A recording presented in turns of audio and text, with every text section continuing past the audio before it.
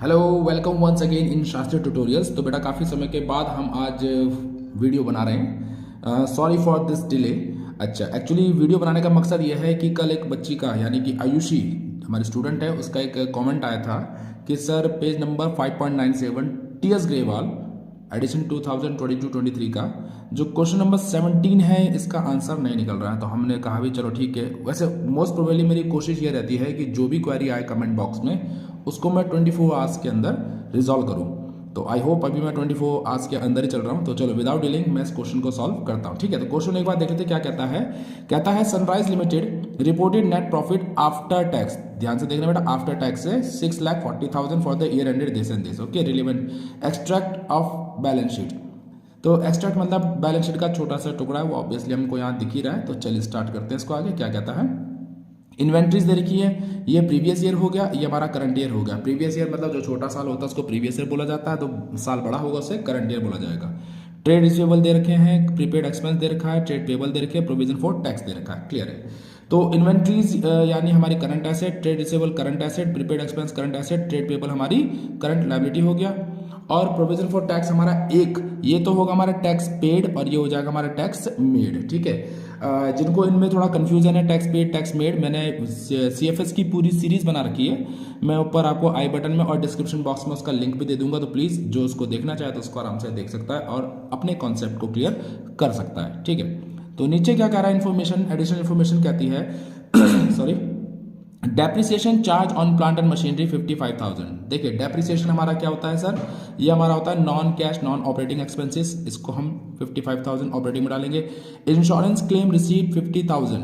ठीक है, इंश्योरेंस का क्लेम हमें रिसीव हुआ है 50,000 का। ठीक है। Gain profit sale on asset हमें 20,000 का हुआ है। इंश्योरेंस क्लेम हमारा एक्स्ट्रा ऑर्डिनरी आइटम्स हो गया। ठीक है जी। रिसीव हुआ तो हमारा लेस हो जाएगा। अच्छा, यहाँ पर एक ट्रिकी पॉइंट है, मैं आपको थोड़ी देर बाद बताता हूँ। सेल हमारा सेल ऑफ इन्वेस्टमेंट में हमें 20,000 का गेन हुआ है, तो ये भी हमारा लेस हो जाएगा ऑपरेटिंग एक्टिविटी में।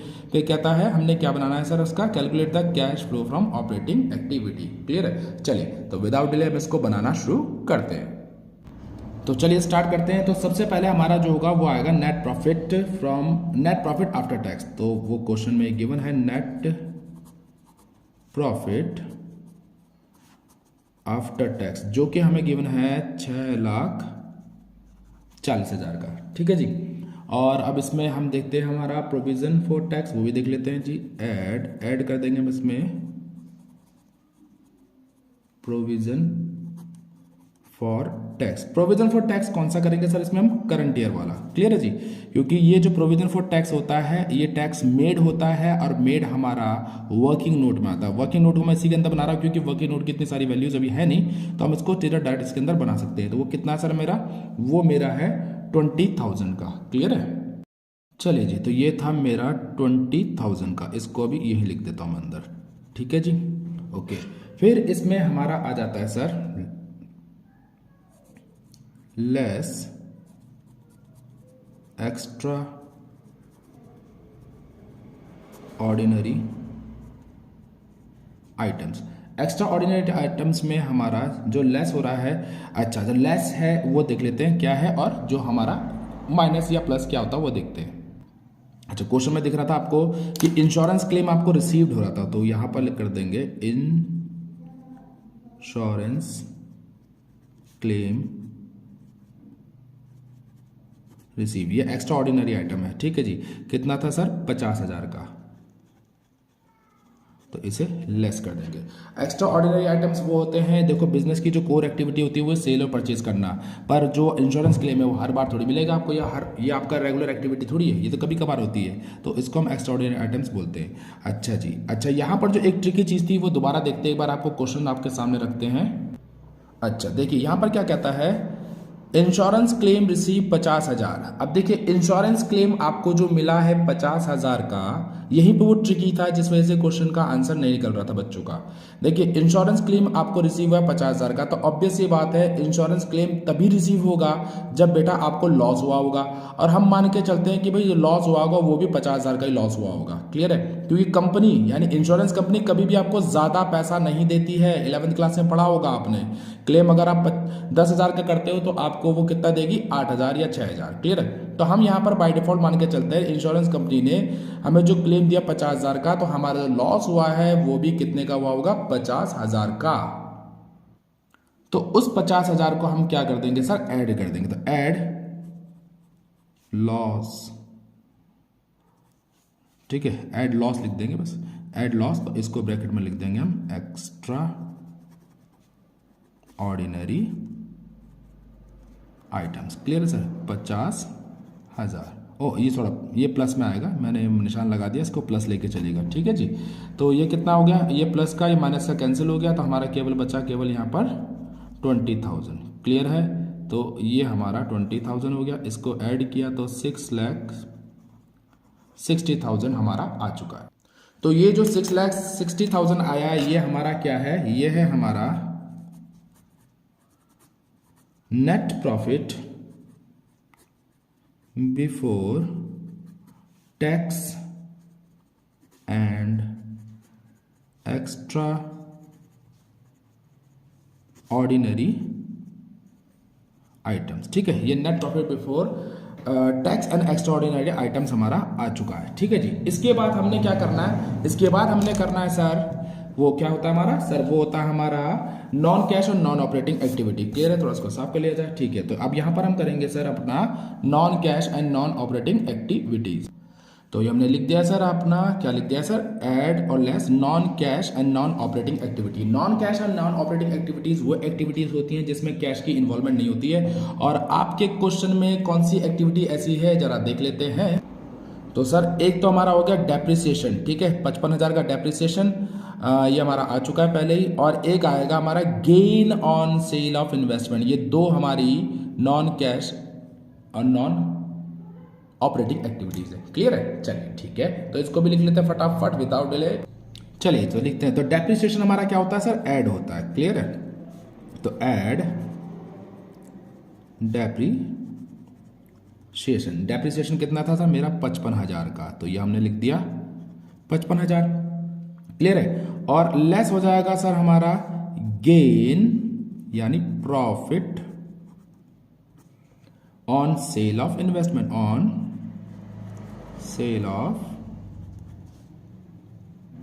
इन्वेस्टमेंट। ये कितना था सर मेरा, 20,000 का। 55 में से 20 गए तो सर मेरे पास आ गया 35 का प्लस। क्लियर है, बिल्कुल क्लियर है। तो चलिए जी, अब इसको भी सॉल्व कर लेते हैं।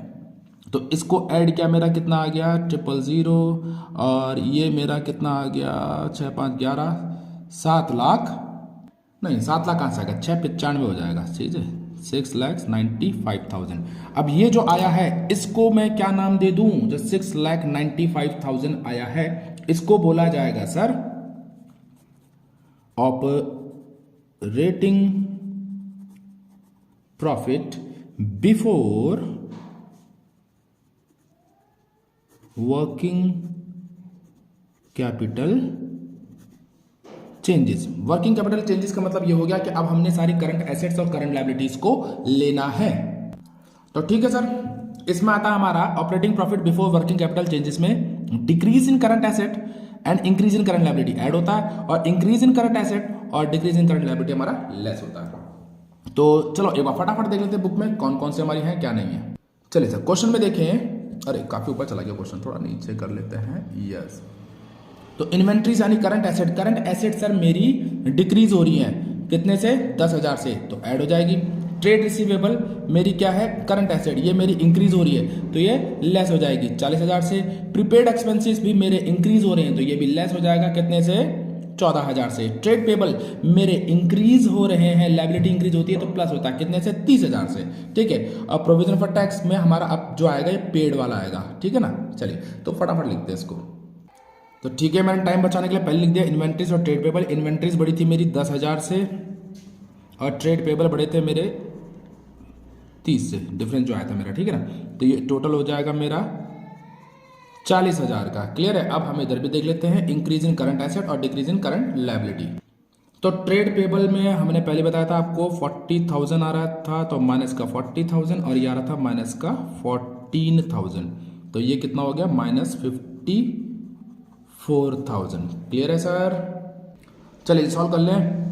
695 में 40 जोड़े तो ये हमारा हो जाएगा 7,35,000 और 7,35,000 में से 54 यानी 54,000 को लेस करेंगे तो मेरे पास आ जाएगा 6,81,000। अब ये 6,81,000 आएगा तो इसे हम क्या लिखेंगे?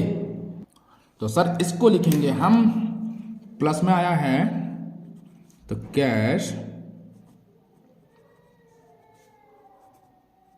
Generated from operations. ठीक है, अब इसमें केवल एक चीज करनी है हमने, क्या? वो है sir less income tax paid, जो कि हमारा होता है प्रीवियस ईयर का, और वो कितना था बच्चे? 15,000। अब 15,000 जैसे ही लेस करेंगे हमारा आंसर आ जाएगा 6,66,000, 6,66,000। और इसको हम क्या बोलेंगे? इसको हम बोलेंगे cash flow from operating activities. यही हमारा फाइनल आंसर था जो हमने निकालना था। आई होप आपको क्वेश्चन पूरा अच्छे से समझ में आया होगा। नहीं आया होगा तो कोई दिक्कत नहीं है, दोबारा से वीडियो को बिल्कुल स्लो में देखिए। Okay, till then take care, good bye.